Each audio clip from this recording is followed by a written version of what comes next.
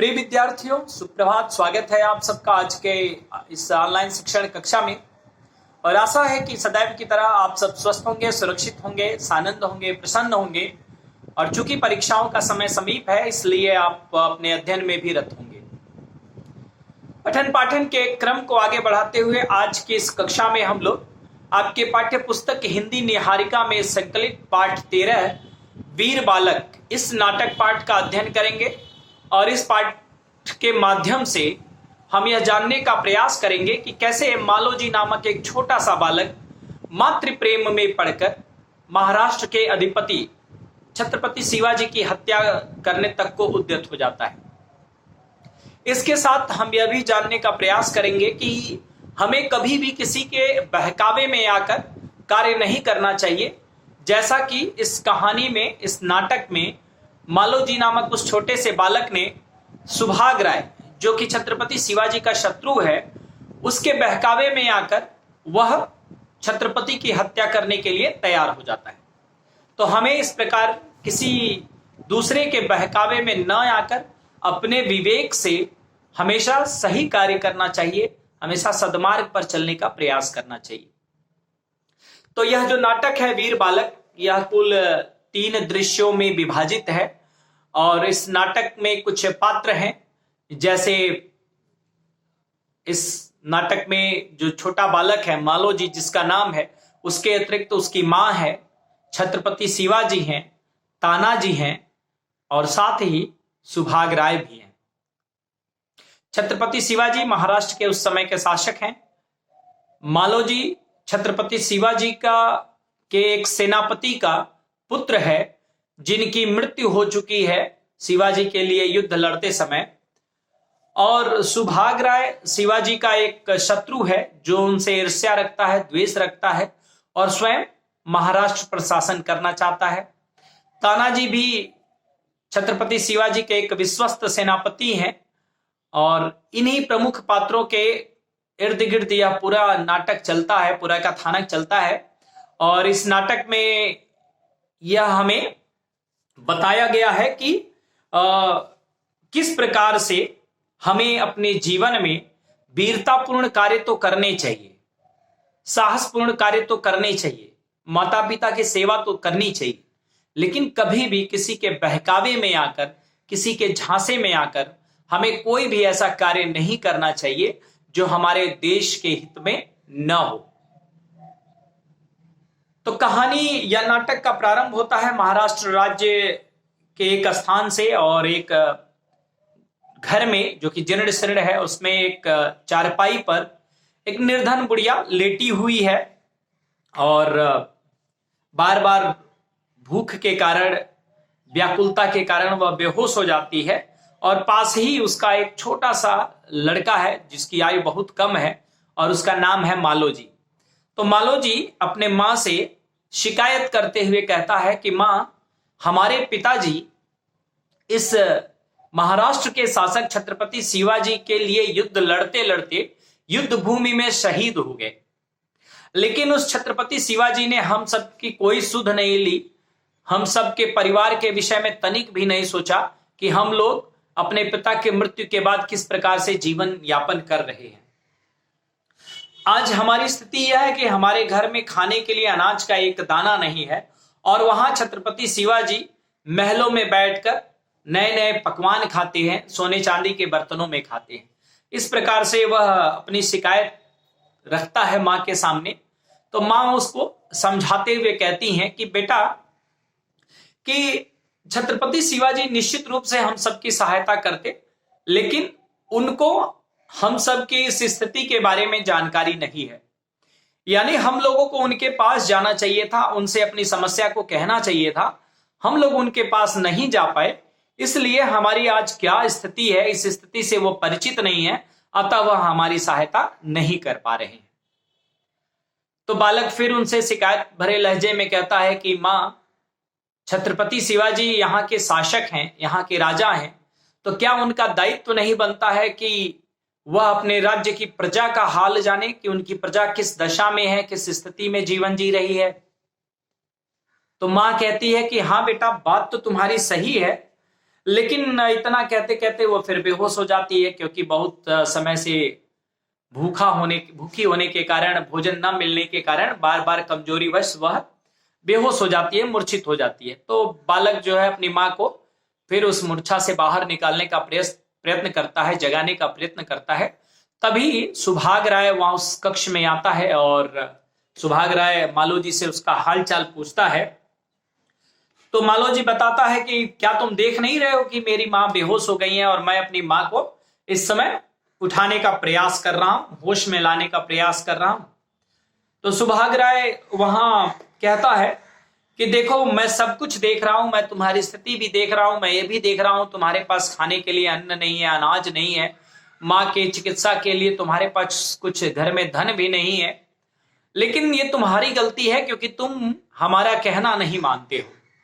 तो वो मालोजी कहता है कि देखो, मैं अपने जीवन में अपनी माँ के सुख सुविधा के लिए सब कुछ करने को तैयार हूं, बस मेरी माँ को सुख मिलना चाहिए, मेरी माँ के कष्ट दूर होने चाहिए। तो सुभाग राय इस अवसर का लाभ उठाता है और पूछता है कि क्या तुम सब कुछ करने को तैयार हो? तो मालोजी कहता है और बिल्कुल मैं सब कुछ करने को तैयार हूं अपनी माँ के लिए। तो सुभाग राय उसको और बहकावे में बहकाना चाहता है और ये कहता है कि देखो, तुम्हारे पिता की मृत्यु हुई छत्रपति शिवाजी के लिए लड़ते लड़ते, और वह शिवाजी आज इस राज्य का छत्रपति बनकर एक छत्र शासन करते हुए राज सिंहासन पर, राजगद्दी पर बैठा हुआ है और तुम यहां भूखों मर रहे हो। मैंने तुम्हारे पिता से भी यह बात कही थी, अगर तुम्हारे पिता ने मेरा साथ दिया होता तो आज मैं छत्रपति की जगह होता और तुम्हारे पिता की और तुम्हारे परिवार की यह स्थिति नहीं होती। और अगर तुम मेरी एक बात मान लो तो मैं तुम्हें मालामाल कर दूंगा, बहुत अधिक मात्रा में धन दूंगा। तो मालोजी आश्चर्य से पूछता है कि मालामाल कर दोगे, कैसे? तो सुभाग राय इस अवसर का लाभ उठाकर और कहता है कि यह लो कटार, और इस कटार से तुम मेरे शत्रु शिवाजी का वध कर दो। अब वह बार बार कहते हुए यह भी कहता है कि यह कटार लो और इससे मेरे और अपने शत्रु शिवाजी का वध कर दो, क्योंकि वह उस छोटे से बालक के मन में यह बात बैठाना चाहता है कि शिवाजी उस छोटे से बालक का भी शत्रु है, उसकी इस दशा के लिए, उसकी इस स्थिति के लिए जिम्मेदार छत्रपति शिवाजी हैं। तो उनके उस छोटे से बालक के मन में वह शिवाजी के प्रति बैर उत्पन्न करना चाहता है। मालोजी थोड़ी देर सोचता है, विचार करता है और उसके बाद कहता है कि ठीक है, मैं तैयार हूं और मैं अपनी मां के लिए अपनी जान पर भी खेल सकता हूं, मैं यह चुनौती भी स्वीकार करता हूं। तो सुभाग राय को बड़ा आश्चर्य होता है कि बालक इतना छोटा है और इतनी छोटी आयु में यह इतना बड़ा रिस्क लेने को तैयार है कि यह स्वयं छत्रपति शिवाजी की हत्या करने के लिए भी उद्यत है, और इसे इस बात का भी भय नहीं है, डर नहीं है कि अगर यह पकड़ा गया तो इसे मृत्यु दंड दी जाएगी। खैर, वह बड़े आश्चर्य में कहता है तो ठीक है, लो यह कटार और आज रात को ही जाकर अपने शत्रु का वध कर दो। कटार कहते हैं छोटे तलवार को, यानी चाकू के आकार का, लेकिन आकृति तलवार की जैसी। मालोजी कटार ले लेता है और उसके बाद सुभाग राय अपने षड्यंत्र में सफल हो जाता है, इसलिए प्रसन्नता से उसका चेहरा चमक उठता है। और ठीक इसी समय में उसकी मां चैतन्य हो जाती है, यानी मां उसकी उठ जाती है।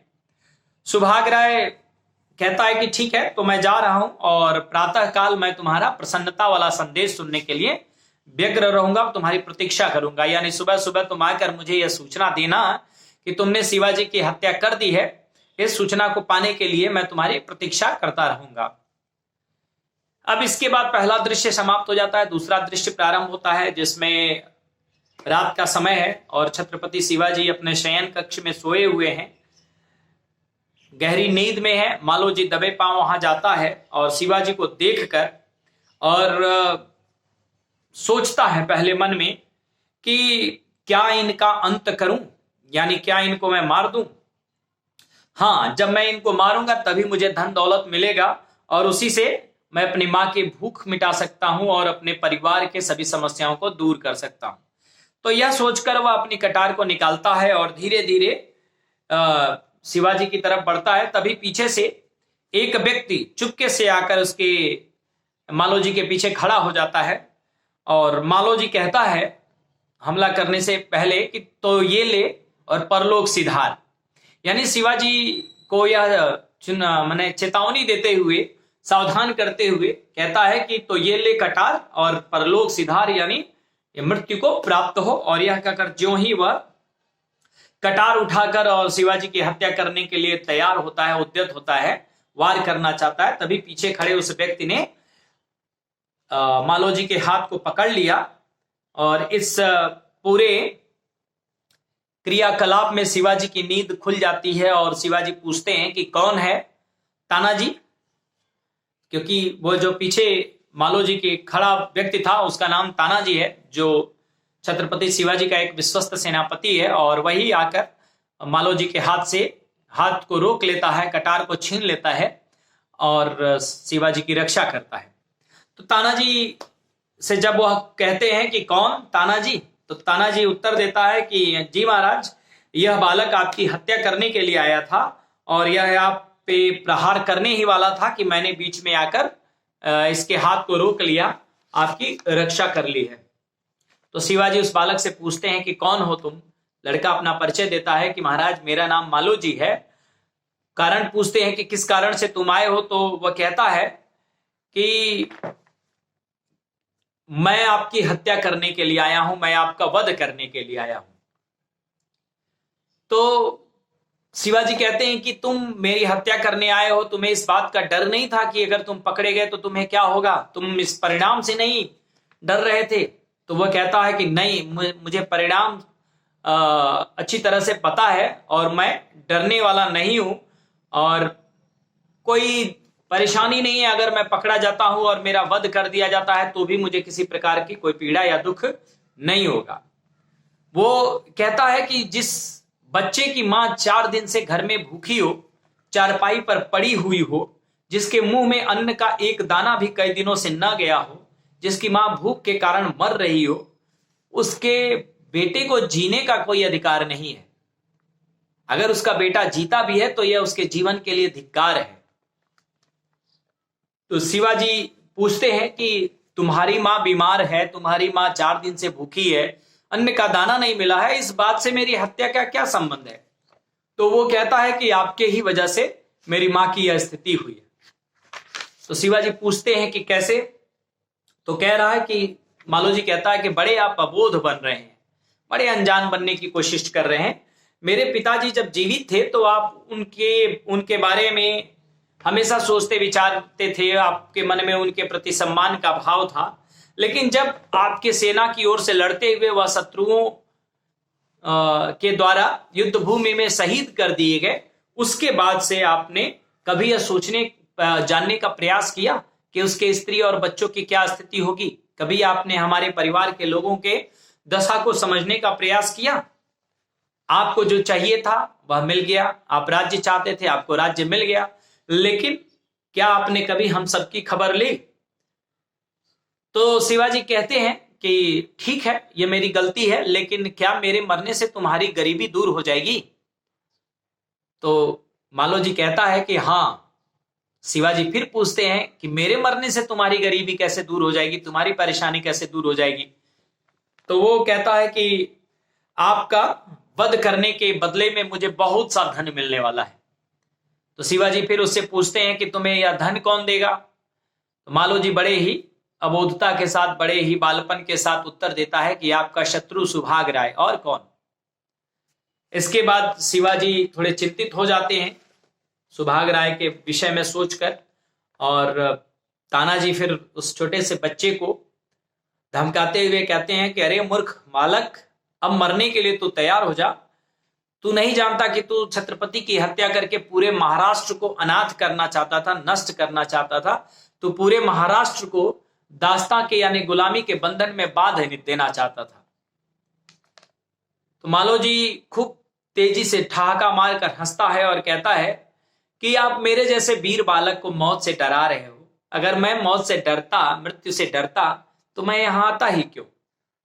मैं मरने को तैयार हूं। मरना तो क्षत्रियों का भूषण है, लेकिन अभी इतना कहता है तो शिवाजी फिर पूछते हैं कि परंतु क्या या लेकिन क्या। तो वो कहता है कि मरने से पहले मैं एक बार घर जाकर अपनी मां से मिलना चाहता हूं, उनके चरणामृत को लेना चाहता हूं, उनको प्रणाम करना चाहता हूं, उनकी थोड़ी सेवा करना चाहता हूं। क्या आप मुझे मेरे घर जाकर अपने मां की सेवा करने या मां से मिलने की आज्ञा देंगे? मैं कल प्रातः स्वयं ही दंड पाने के लिए उपस्थित हो जाऊंगा आपकी राजसभा में। तो शिवाजी पूछते हैं कि यदि तुम भाग गए तो वो कहता है नाराज होते हुए कि आप भूल रहे हैं महाराज, मैं एक क्षत्रिय हूं और क्षत्रिय ने जो कह दिया सो उसका पालन करता है। प्राण जाए पर वचन न जाए। मैंने अगर एक बार आपसे कह दिया कि मैं कल आपके राज्यसभा में प्रातः उपस्थित हो जाऊंगा तो मैं निसंदेह उपस्थित हो जाऊंगा, आपको चिंता करने की आवश्यकता नहीं है। तो शिवाजी उसे जाने की आज्ञा दे देते हैं उसकी परीक्षा लेने के लिए और कहते हैं कि ठीक है, जाओ और अपने प्रण के अनुसार कल उपस्थित हो जाना, मैं दरबार के समय तुम्हारी प्रतीक्षा करूंगा। फिर इसके साथ ही दूसरा दृश्य समाप्त होता है और तीसरा दृश्य प्रारंभ होता है, जिसमें शिवाजी दरबार में बैठे हैं और बाकी दरबारी अपने अपने स्थान पर बैठे हुए हैं। एक स्थान खाली है। तो शिवाजी कहते हैं तानाजी से कि कल रात को जो बालक आया था और जो कह रहा था वह सत्य है, यानी सुभाग राय ने उसे मेरी हत्या करने के लिए भेजा था और उसकी मां वास्तव में बीमार है, भूखी है, मरणासन्न है। लेकिन मुझे समझ में नहीं आ रहा कि मुझसे यह भूल कैसे हो गई। मैंने कैसे अपने उस वीर सैनिक के परिवार की देखभाल नहीं की। तब तक द्वारपाल आता है और प्रणाम करता है शिवाजी को और कहता है कि महाराज की जय हो। एक बालक दरबार में आने के लिए हट कर रहा है और वह कहता है कि मुझे छत्रपति शिवाजी से मिलना है और लाख समझाने पर भी मैं नहीं मानूंगा, मैं नहीं सुनूंगा, मैं उनसे मिलकर ही जाऊंगा। तो शिवाजी कहते हैं ठीक है, उसे अंदर लाओ। द्वारपाल बाहर जाता है और मालोजी के साथ पुनः प्रवेश करता है दरबार में।